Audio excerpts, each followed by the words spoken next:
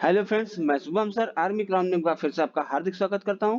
Friends, आज का जो ये सेशन में लेके आए हैं वो सुपर 20 हिस्ट्री से लेके आया हूं, इतिहास से लेके आया हूं फ्रेंड्स, और बहुत ही धमाकेदार क्वेश्चन है। तो फ्रेंड्स, जिन बच्चों को हमारा पीडीएफ चाहिए वो नीचे डिस्क्रिप्शन में टेलीग्राम का लिंक दिया हुआ है, आप वहां से ज्वाइन करके सब पूरा पीडीएफ प्राप्त कर सकते हैं।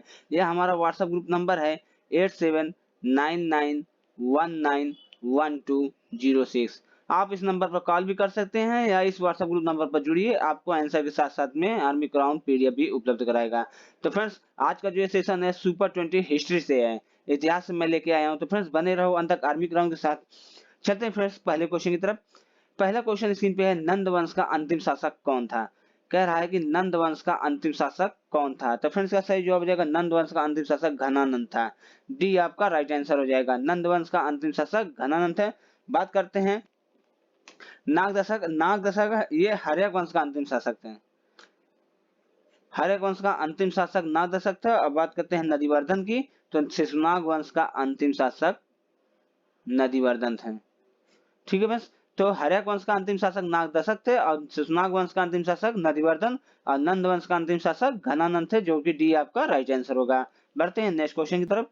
नेक्स्ट क्वेश्चन है, सिकंदर का जल सेनापति कौन था? कह रहा है सिकंदर का जल सेनापति कौन था? तो फ्रेंड्स, सिकंदर का जल सेनापति था निर्याकस। बी आपका राइट आंसर होगा, सिकंदर का जल सेनापति निर्याकस था। अब बात करते हैं सेल्यूकस निकेटर की, तो सेल्यूकस निकेटर सिकंदर का सेनापति ही सिर्फ था। यह सिर्फ सेनापति था और जल सेनापति के रूप में था निर्याकस। तो सिकंदर का जल सेनापति निर्याकस, बी आपका राइट आंसर होगा। बढ़ते हैं नेक्स्ट क्वेश्चन की तरफ। नेक्स्ट क्वेश्चन है, चंद्रगुप्त मौर्य चंद्रगुप्त मगध की गद्दी पर कब बैठा? कह रहा है चंद्रगुप्त मगध की गद्दी पर कब बैठा? तो फ्रेंड्स, चंद्रगुप्त 322 ईसा पूर्व में मगध की गद्दी पर बैठा था। चंद्रगुप्त मगध की गद्दी पर 322 में बैठा, जो कि बी आपका राइट आंसर होगा। बढ़ते हैं नेक्स्ट क्वेश्चन की तरफ। नेक्स्ट क्वेश्चन है, आजीवक संप्रदाय का अनुयायी कौन था? कह रहा है आजीवक संप्रदाय का अनुयायी कौन था? तो फ्रेंड्स, आजीवक संप्रदाय का अनुयायी बिंदुसार, सी आपका राइट आंसर हो जाएगा। आजीवक संप्रदाय का अनुयायी बिंदुसार था, जो कि सी आपका राइट आंसर होगा। फ्रेंड्स, हमारा व्हाट्सएप ग्रुप नंबर है 8799191206। आप इस नंबर पर कॉल करिए या व्हाट्सएप ग्रुप पे जुड़िए, पीडीएफ भी आपको आंसर के साथ में उपलब्ध मिलेगा। बढ़ते हैं नेक्स्ट क्वेश्चन की तरफ। नेक्स्ट क्वेश्चन है, अशोक मगध की गद्दी पर कब बैठा? कह रहा है अशोक मगध की गद्दी पर कब बैठा? तो फ्रेंड्स, अशोक मगध की गद्दी पर 269 ईसा पूर्व में बैठा था। सी आपका राइट आंसर होगा। अशोक मगध की गद्दी पर जब बैठा तो वह बिंदुसार का उत्तराधिकारी था। बिंदुसार का उत्तराधिकारी अशोक महान था, जो कि 269 ईसा पूर्व में मगध की गद्दी पर बैठा। सी आपका राइट आंसर होगा। बढ़ते हैं नेक्स्ट क्वेश्चन की तरफ। नेक्स्ट क्वेश्चन है, अशोक के शिलालेखों की संख्या कितनी है? अशोक के शिलालेखों की संख्या पूछ रहा है फ्रेंड, तो अशोक के शिलालेखों की संख्या 14 है। सी आपका राइट आंसर हो जाएगा, अशोक के शिलालेखों की संख्या 14 है। बात करते हैं, यह शिलालेख 14 है। स्तंभ लेख की बात करें फ्रेंड्स, तो अशोक के स्तंभ लेख की संख्या है 7। अशोक के स्तंभ लेख की संख्या 7 है और शिलालेखों की संख्या 14 है, जो कि सी आपका राइट आंसर होगा। बढ़ते हैं नेक्स्ट क्वेश्चन की तरफ। नेक्स्ट क्वेश्चन है, अशोक के किस युद्ध में कलिंग युद्ध का वर्णन मिलता है? बहुत ही ज्यादा महत्वपूर्ण क्वेश्चन में लेके आए हैं फ्रेंड्स।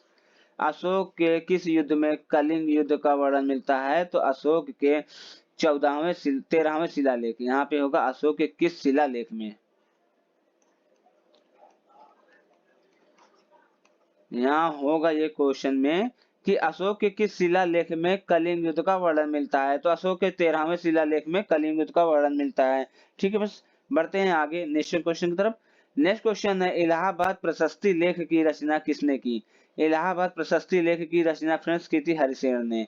सी आपका राइट आंसर होगा, इलाहाबाद प्रशस्ति की रचना हरिसेन ने की थी, और यह हरिसेन समुद्रगुप्त का दरबारी कवि था। समुद्रगुप्त का दरबारी कवि हरिसेन थे, जिन्होंने इलाहाबाद प्रशस्ति की रचना की थी। सी आपका राइट आंसर होगा। बढ़ते हैं नेक्स्ट क्वेश्चन की तरफ। नेक्स्ट क्वेश्चन है, नालंदा विश्वविद्यालय की स्थापना किसने की? कह रहा है नालंदा विश्वविद्यालय की स्थापना किसने की? तो फिर इसका सही जवाब हो जाएगा कुमारगुप्त। सी आपका राइट आंसर होगा, नालंदा विश्वविद्यालय की स्थापना कुमारगुप्त प्रथम ने की थी। सी आपका राइट आंसर होगा। बढ़ते हैं नेक्स्ट क्वेश्चन की तरफ। नेक्स्ट क्वेश्चन है, राष्ट्रकूटों की राजधानी क्या थी? कह रहा है राष्ट्रकूटों की राजधानी क्या थी फ्रेंड? तो राष्ट्रकूटों की राजधानी मान्यखेड़ थी। मान्यखेड़ भी कह सकते हैं या मनकीर कहिए, मनकीर या मानखेड़ राष्ट्रकूटों की राजधानी थी। सी आपका राइट आंसर होगा। बढ़ते हैं नेक्स्ट क्वेश्चन की तरफ। नेक्स्ट क्वेश्चन है अरबों ने सिंध पर कब विजय पाई। कह रहा है अरबों ने सिंध पर विजय कब पाई। तो फ्रेंड्स अरबों ने 712 ईस्वी में सिंध पर विजय प्राप्त की थी। अरबों ने 712 ईस्वी में सिंध पर विजय प्राप्त की। डी आपका राइट आंसर होगा। बढ़ते हैं नेक्स्ट क्वेश्चन की तरफ। नेक्स्ट क्वेश्चन है नवरोज उत्सव का प्रारंभ करने वाला शासक कौन था। कह रहा है नवरोज उत्सव को प्रारंभ करने वाला शासक कौन था। तो फ्रेंड्स इसका सही जवाब हो जाएगा नवरोज उत्सव को प्रारंभ किया था बलबन ने।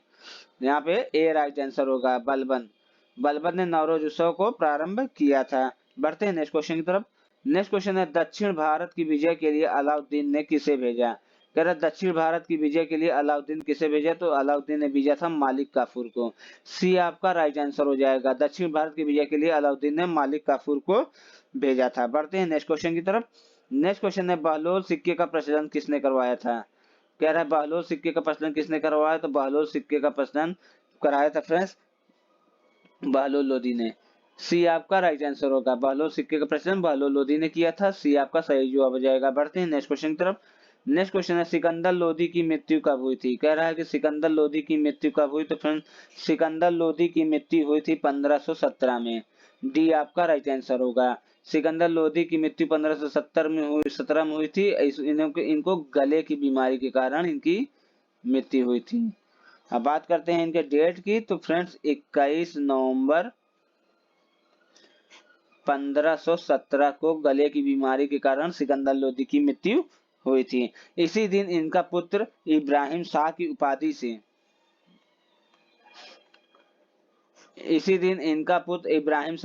धारण करके आगरा के सिंहासन पर बैठा।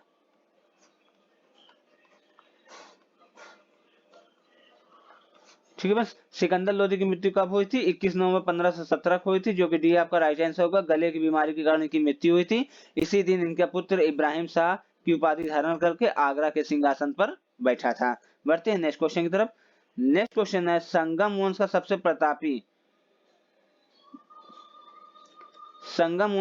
प्रतापी राजा कौन था। कह रहा संगम वंश का सबसे प्रतापी राजा कौन था फ्रेंड। तो संगम वंश का सबसे प्रतापी राजा था देवराय द्वितीय।